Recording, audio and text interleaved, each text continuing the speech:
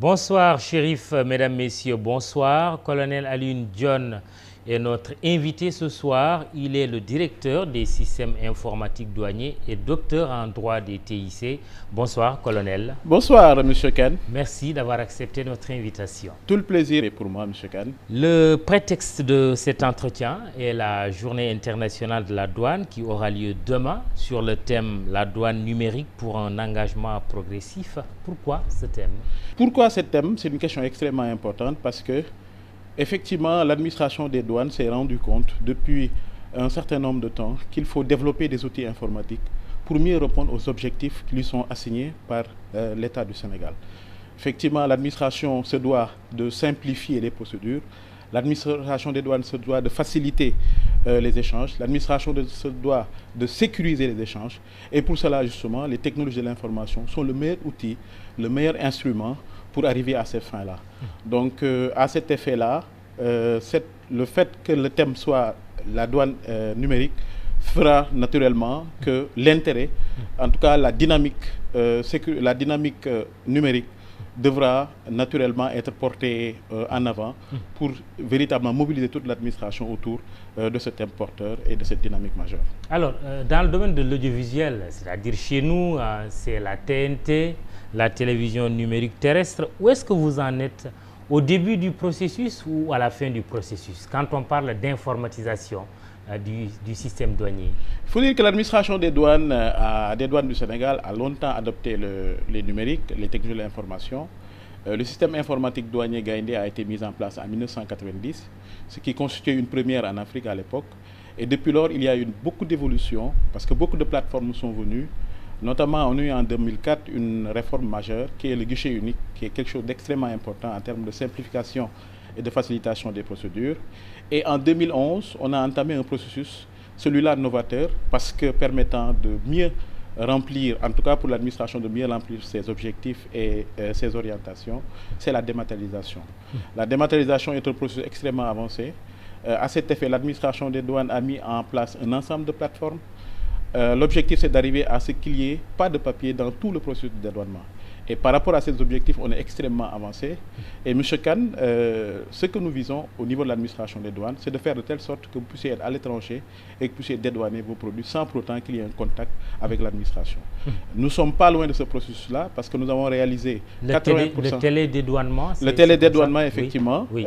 Qui suppose l'absence de papier, premier lieu, qui suppose également ce qu'on appelle l'automatisation des procédures. Ça veut dire qu'on a segmenté les chaînes de métiers de la douane en 3 phases et à chaque phase, il y a des plateformes. Et ces plateformes interagissent qui font que vous n'avez pas besoin de vous déplacer. Et enfin, troisième volet, c'est le paiement électronique. On veut mettre en place 2 plateformes. Une plateforme qui gère ce qu'on appelle les droits et taxes, la plateforme Chorus, et une autre plateforme qui gère tout ce qui est autre paiement en dehors des droits et taxes. Le tout devra permettre à ce que l'usager puisse faire à partir de chez lui le dédouanement de ces marchandises. Alors, quelle compréhension justement le commun des mortels doit en avoir? Vous avez parlé de Chorus, de Orbus, de tickets libératoires, la liste n'est pas exhaustive. Absolument, oui. absolument. Oui. Absolument. On a mis rien que pour cette année une dizaine de plateformes. Ouais. Effectivement, comme vous l'avez dit, la liste n'est pas exhaustive. Maintenant, la compréhension qu'on devrait en avoir, c'est un meilleur service à l'usager. Ce que nous voulons, c'est que cet usager-là ait un dédouanement très rapide, un dédouanement sécurisé, un dédouanement sans obstacle majeur. Maintenant, pour l'entreprise également, qui est un usager extrêmement important, parce que l'administration des douanes travaille pour le soutien à l'entreprise, pour la protection à l'entreprise. Effectivement, pour cette entreprise-là, on veut plus de transparence, on veut la maîtrise des coûts, la prévisibilité dans ces opérations. On veut enfin une meilleure, prévisibilité, comme je l'ai indiqué tout à l'heure, mais surtout arriver à sécuriser ces opérations, parce que cela compte beaucoup dans l'investissement. Le coût pour un investisseur est extrêmement important pour nous. Le temps de passage également aux frontières sont des choses extrêmement importantes. Quand on parle du doing business, la douane a une partition à jouer, par exemple. Absolument. Oui. La douane joue un rôle extrêmement important dans le doing business, parce que quand vous segmentez le doing business, il y a une branche qui nous intéresse particulièrement, le commerce transfrontalier. Et à ce niveau, il y a 2 éléments essentiels. Le temps de passage aux frontières et le coût de passage aux frontières. Et justement, les technologies de l'information nous permettent de réduire le temps de passage, mais surtout de réduire le coût de passage aux frontières. Ce qui fait que le Sénégal, du point de vue de la branche transfrontalier, l'indice commerce transfrontalier, gagne chaque année beaucoup de place parce que justement, il y a des évolutions fortes au niveau des technologies de l'information qui sont enregistrées chaque année. Alors, résumons-nous, la base de tout ça, du système, c'est Gaïndé 2000. Alors, est-ce que, pour donner une image, avec ce système, on peut dire que la douane est passée un peu des ténèbres à la lumière? Je ne dirais pas comme ça, mais je dirais qu'on est passé de 100% papier à presque 0% de papier dans la chaîne. Parce que effectivement, avant, les procédures étaient lourdes, étaient difficiles, mais avec le processus que nous avons entamé, on n'a presque pas de papier dans le processus. Il reste juste quelques éléments à apporter, quelques évolutions à apporter. Du ténèbre à la lumière, je ne dirais pas comme ça, parce que de tout temps, l'administration des douanes s'est inscrite dans une dynamique de performance. Même avant la dématérialisation, effectivement, on avait des solutions, on avait mis en place tout un dispositif qui permettait de simplifier et de faciliter. Mais les technologies de l'information ont l'avantage de pouvoir accroître formidablement, disons, les temps de passage, les opérations douanières, qui font que, véritablement, on en arrive à des temps extrêmement réduits de dédouanement. On en arrive à des dédouanements sécurisés, on en arrive également à un dédouanement simplifié. L'ennemi de la douane, c'est la fraude. Quel est aujourd'hui l'impact de tout ce travail-là dans le cadre de la lutte contre la fraude? Vous êtes les soldats de l'économie. Absolument, oui. Absolument. Nous oui. sommes les soldats de l'économie oui. Et nous sommes extrêmement fiers par rapport à ça parce que la douane joue un rôle extrêmement important dans la protection et dans le soutien à l'entreprise et à l'économie de façon générale. Maintenant, les technologies de ce point de vue ont un apport extrêmement important. Je donne simplement un exemple, une plateforme qu'on appelle la gestion des régimes économiques douaniers qui permet de gérer ce qu'on appelle des faveurs, les régimes qu'on fait aux entreprises. Par le passé, il y avait beaucoup de fraude parce que sur le papier, vous pouvez modifier un titre d'exonération. Avec la dématérialisation de ce processus-là, vous ne pouvez plus frauder parce que c'est de façon électronique que tout le mécanisme est géré. Ça, c'est un exemple. Je peux donner encore un autre exemple, la dématérialisation, l'automatisation des processus. Avant, vous étiez obligé de déposer des papiers, vous pouvez au passage modifier des éléments. Maintenant, avec l'automatisation, ce sont des plateformes qui dialoguent, ce sont des plateformes qui échangent et vous ne pouvez pas intervenir. Ce qui fait que, fondamentalement, les technologies de l'information nous permettent véritablement de lutter contre la fraude, d'améliorer significativement les recettes douanières et d'être conformes, en tout cas de répondre aux objectifs qui nous ont été fixés par nos autorités supérieures, à savoir Monsieur le ministre de l'Économie et des Finances, le ministre du Budget et le directeur général des douanes. Alors, il y a cette affaire de véhicules de luxe qui défait la chronique depuis quelque temps, véhicules qui auraient inondé le marché dakarois de l'automobile. Comment se fait-il que des produits comme ça puissent passer entre les mailles du filet? Oui, Monsieur Kane, ce qu'il faut prendre en compte, c'est que l'histoire de la fraude douanière, c'est l'histoire du gendarme et du voleur. Tous les jours, il y a des processus et des mécanismes de fraude qui se révèlent et que l'administration des douanes démantèle. Si vous rappelez un peu, il y a quelque temps, on avait l'histoire du sucre. Effectivement, il y a un mécanisme qui a été mis en place, mais la douane a mis en place une stratégie qui a permis de démanteler. Et c'est de démanteler ces réseaux-là. C'est la même chose. Le sucre roux d'aspect blanchâtre. Dans le sucre pour la consommation finale. Oui. Oui, il y avait effectivement, je crois que vous avez dû suivre l'actualité pendant ce temps-là, tout un circuit qui a été démantelé par l'administration des douanes. Et c'est comme ça, tous les jours, nous découvrons des systèmes de fraude qui sont mis en place. Et l'administration des douanes s'attache tous les jours à mettre en place ce dispositif, à enrayer la fraude pour arriver en définitive à augmenter les recettes parce que toute fraude entraîne nécessairement une diminution des recettes et donc notre performance des recettes est liée fondamentalement à notre performance dans le cadre de la lutte contre la fraude. Pour les véhicules quand même, les véhicules de luxe. Donc pour les véhicules, le rôle de l'administration des douanes se limite au dédouanement. Nous travaillons naturellement avec la police parce que lorsque ces véhicules arrivent, vous êtes obligé de demander à la police un document qui montre effectivement que ce véhicule n'est pas volé. Et nous, sur la base de ce document-là, que nous procédons au dédouanement. Donc le rôle de l'administration des douanes est une mission fiscale. Maintenant, ce qu'il faut aussi expliquer, c'est que nous avons des faveurs. Dans le cadre de la communauté de la CEDEAO, vous pouvez amener un véhicule venant de la sous-région et on vous laisse un certain temps pour que vous puissiez absolument régulariser. Ça, c'est dans le cadre des facilitations et des mesures de simplification au niveau de la CEDEAO.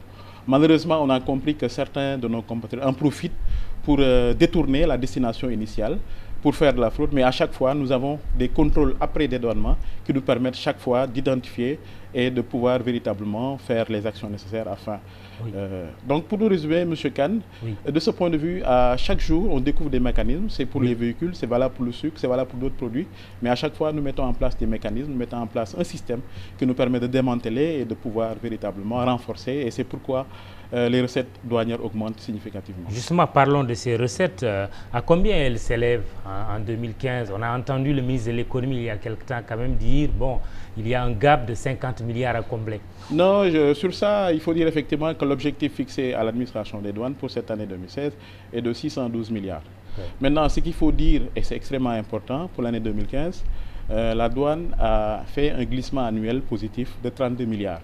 En termes simples, ça veut dire que la douane a travaillé plus et mieux que l'année 2000, pour l'année 2015, plus et mieux que l'année 2014, parce qu'on a eu 32 milliards de plus qu'en 2014. Pour un total de combien de recettes douanières? Pour un total de 500, en termes de recouvrement, oui. On a recouvré 578 milliards, ce qui est extrêmement important. Mais M. Kane, sur ce point-là, j'aimerais peut-être marquer une pause pour dire que si on fait de l'économie, on ne fait pas de recettes douanières. Je veux dire simplement que les recettes sont indubitablement liées à la politique économique. Oui. Et ce qui se passe actuellement, c'est que à travers le PSE, à travers tout un ensemble de programmes, notamment la transition fiscale, notamment également un programme extrêmement important, en tout cas le soutien à l'investissement, l'État du Sénégal est en train de travailler sur l'économie. Et le PSE donne une image extrêmement importante.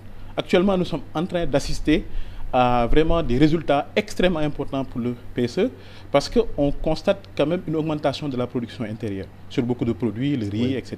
Oui. Et ça, indubitablement, ça se traduit par une diminution de recettes douanières. Ça veut dire moins d'importation. Exactement. Oui. Et également, si nous prenons un peu ce qu'on appelle les dépenses fiscales, oui. Pour l'année 2015, l'État du Sénégal a notamment consacré 188 milliards pour le soutien à l'investissement.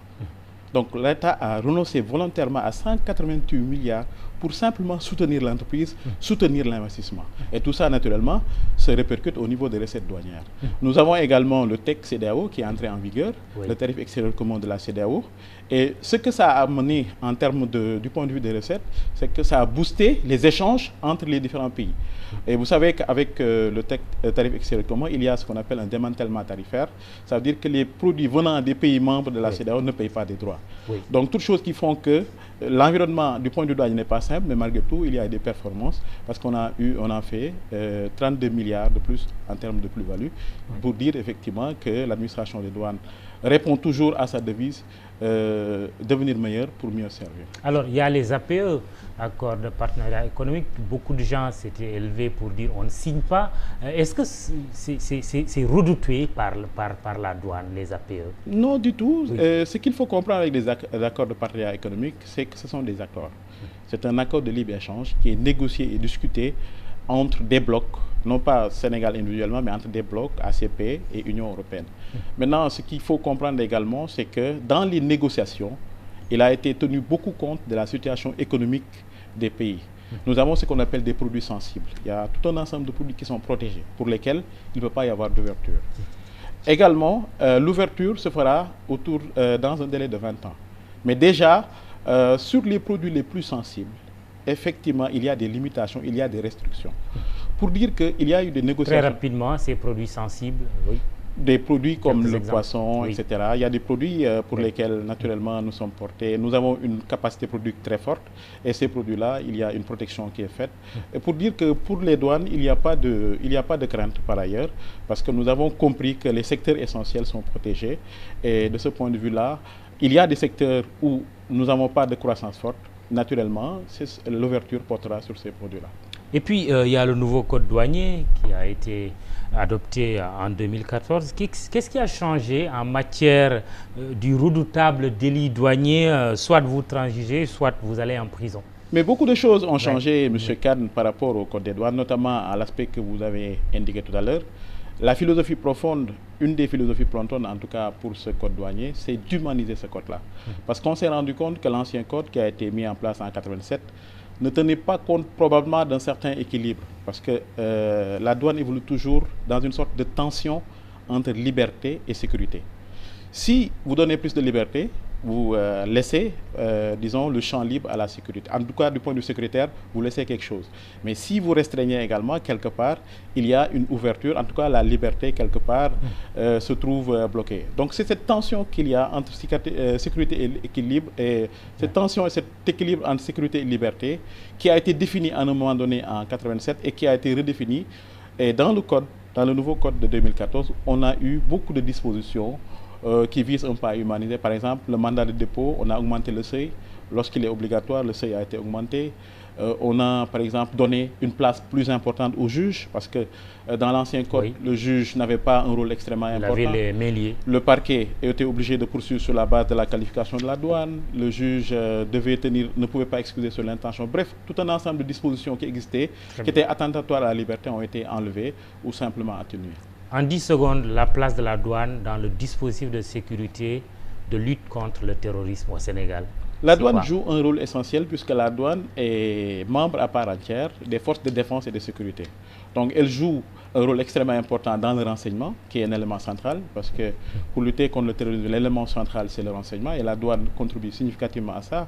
Il y a aussi un autre élément qui est lié à la présence de la douane aux frontières. Donc il y a tout un ensemble d'applications informatiques. Je peux parler du FNID, le fichier national d'information de la fraude, également le TAME, l'application qui permet de sélectionner et de contrôler. Donc du point de vue du dispositif également, il y a, disons, une participation active, mais il y a surtout du point de vue de la coopération. Du point de vue de la coopération, aussi bien au niveau horizontal entre les services internes, mais la coopération verticale avec les organisations internationales. Très bien, merci Colonel Alioune John. Vous êtes le directeur des services informatiques de la douane. Rappelez aussi que l'Organisation mondiale de la douane a choisi le Sénégal pour l'organisation de la prochaine conférence exposition sur les technologies de l'information. Ce sera du 1er au 3 juin 2016 à Dakar. Rappelez également la journée internationale de la douane prévue demain. Bonne journée. Chérif, c'est à toi. Demain, rendez-vous avec Antoine Diouf. Excellente soirée.